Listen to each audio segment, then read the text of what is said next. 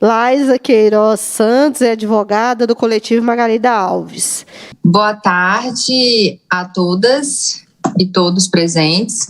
Queria saudar a mesa, falar da importância desse espaço para a gente discutir a resolução, essa resolução expedida pelo Estado de Minas Gerais. E eu queria aqui aproveitar a minha fala para trazer alguns elementos que estão presentes numa nota técnica que foi assinada por 6 organizações, que é a Rede Nacional de Advogados e Advogados Populares, o Coletivo Margarida Alves de Assessoria Popular, a Terra de Direitos, o Conselho Indigenista Missionário, a Rede Nacional de Advogadas e Advogados Quilombolas e o Observatório de Protocolo de Consulta. Se eu não estou esquecendo ninguém, acho que fomos nós mesmos. A gente elaborou uma nota técnica analisando a resolução e eu queria corroborar com a fala do Frei Gilvander, que a resolução ela padece de vícios que são insanáveis, né? Desde a sua forma de construção até todo o seu texto,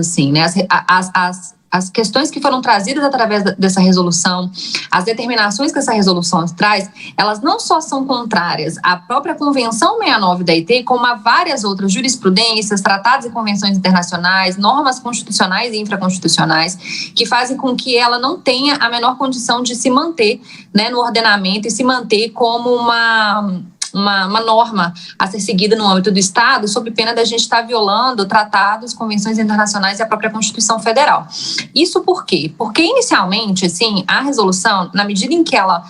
tenta, regulamentar, se propõe a regulamentar o direito de consulta, ela tem um vício de iniciativa nela na medida em que ela está legislando sobre direitos aos povos indígenas, né? Isso não é competência do Estado de Minas Gerais, né? Então, por si só, a iniciativa de se construir uma resolução no âmbito do Estado de Minas Gerais com essa pretensão, ela já é evada, né, de inconstitucionalidade. Para além disso, a resolução ela é uma medida que ela traz, ela traz impactos, né? Ela afeta diretamente a vida e os direitos dos povos e comunidades tradicionais. E a Convenção 69 da OIT, só trazendo um resgate, a Convenção 69 da OIT, ela é um tratado de direitos humanos, né? Ela tem um status supralegal, ela não carece de regulamentação. Então, isso eu quero trazer um pouco, rememorar um pouco a fala do Frei Gilvander, isso coloca uma dúvida mesmo na nossa cabeça, por qual razão a CEDES e a CEMAD tiveram essa pressa, né, de publicar uma resolução regulamentando um direito, sendo que os próprios povos interessados sequer foram consultados sobre ele, ou durante esse processo, né? Sendo que a Convenção 69 da OIT, ela é clara e nítida ao estabelecer que esses povos e essas comunidades, né, tradicionais, sejam quilombolas, sejam indígenas, geraizeiros, pescadores, vazanteiros, eles têm direito de ser consultados de forma prévia às medidas administrativas ou legislativas que possam impactá-los. Esse é justamente o caso dessa resolução, né? A resolução, ela traz uma série de construções no seu texto, né, sobre a forma como será feita a consulta no âmbito do Estado de Minas Gerais, e ela traz determinações que afetam diretamente o direito dessas comunidades. Então, ela em nenhuma hipótese poderia ter sido aprovada e publicada com essa pressa, sem consulta às comunidades que serão diretamente atingidas, porque ela em si viola a legislação que ela, em tese, visa regulamentar. Para além disso, para além desses dois vícios, que fazem a forma de construção da resolução ser lotada de ilegalidades, de inconstitucionalidades, que determinam, inclusive, a sua revogação imediata, a resolução da CEMAD-CEDES, ela traz questões absurdas ao longo de todo o seu texto, né? Desde dizer que só poderão ser consultadas as comunidades que são certificadas ou reconhecidas pelo Estado, sendo que a Convenção 69, ela fala de um critério de autoatribuição, né? Ela não demanda o reconhecimento as comunidades não precisam de ter um reconhecimento formal do Estado para elas acessarem esse direito, e a resolução inova na medida em que ela traz essa exigência que a própria lei não traz, né? Ela autoriza que o empreendedor seja a pessoa que seja, né, o órgão que vá fazer o processo de consulta, sendo que a gente tem entendimentos, inclusive, da Corte Interamericana de Direitos Humanos, da jurisprudência brasileira e da própria letra da lei, da Convenção 69 da OIT, que diz que a responsabilidade de consultar é do Estado, ela não é das empresas, né? As empresas, elas participam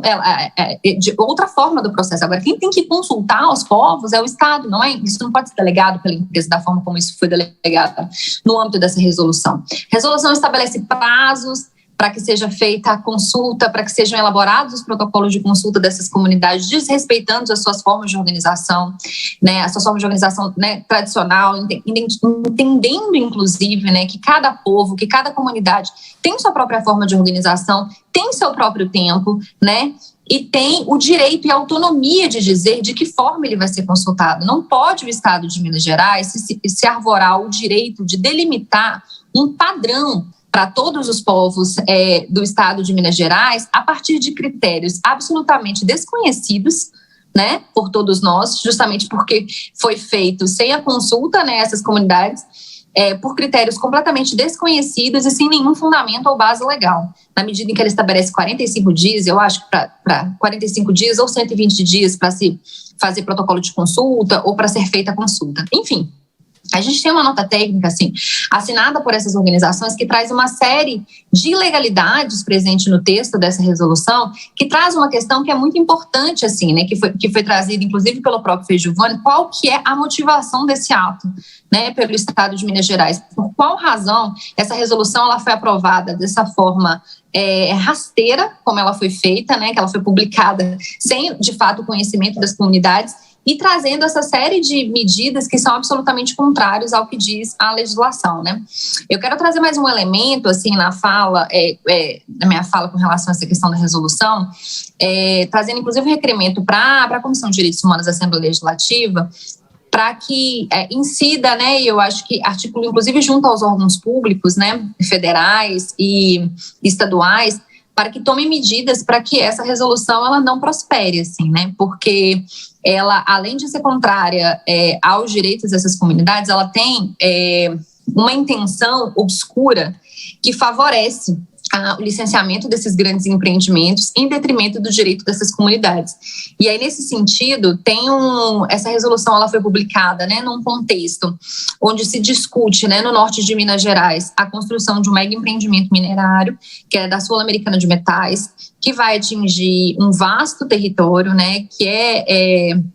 de comunidades tradicionais geraizeiras, né, que tem na sua própria construção, né, um mineroduto também que vai cortar várias cidades de Minas Gerais, inclusive cidades do estado da Bahia. É um empreendimento que está sendo licenciado há mais de 10 anos, que ele já teve sua viabilidade ambiental questionada no âmbito do IBAMA, e ele foi fragmentado e agora ele está sendo licenciado no estado de Minas Gerais. E é curioso a gente perceber que essa resolução ela foi publicada imediatamente, né, poucos dias depois da audiência pública do licenciamento da Sul-Americana de Metais ter sido suspenso pela própria secretaria, né, com base na ausência do direito de consulta. E aí nos chama a atenção que logo depois da publicação dessa resolução, só retomando assim, né, o Ministério Público do Estado de Minas Gerais, ele tinha feito uma recomendação, né, para suspensão da audiência pública do licenciamento ambiental da Sul-Americana de Metais. Ele tinha apresentado uma recomendação, a audiência pública ela foi suspensa, né, com base, né, nessa discussão que envolve o direito de consulta das comunidades que vão ser atingidas, mas esses dias nós nos deparamos com a Sul-Americana de Metais comunicando a realização novamente dessas audiências, né, e aí resta uma pergunta, assim, né, se a suspensão das audiências elas tinham acontecido em decorrência da ausência do direito de consulta, o que mudou, né, nesse contexto, né, como que elas vão seguir acontecendo, sendo que as comunidades que vão ser diretamente atingidas, elas sequer tiveram a possibilidade de discutir o projeto, de opinar sobre o projeto, de participar desse processo. Então, o agendamento dessa audiência pública da Sul-Americana de Metais para maio agora, né, é uma medida que ela também precisa ser suspensa com base no mesmo direito que havia motivado a sua suspensão anteriormente. E, para além disso, né, essa resolução da CEMAG e da C10, ela precisa ser revogada imediatamente, né, porque ela fere os direitos dos povos e comunidades tradicionais, seja no seu texto, seja na sua própria iniciativa e na forma pela qual ela foi construída. Não há nenhum elemento que traga qualquer legalidade para essa resolução. Então, por isso que eu quero reiterar, né, o que o Frejuvani, que me antecedeu, trouxe, reiterar os pedidos que foram feitos, inclusive nessa nota técnica assinada por várias organizações sociais, para que sejam tomadas medidas imediatas para que ela não prospere. Obrigado, Laisa. Foi muito esclarecedor as informações que você trouxe. e graves, né? Nós estamos falando de conflito de interesses, competências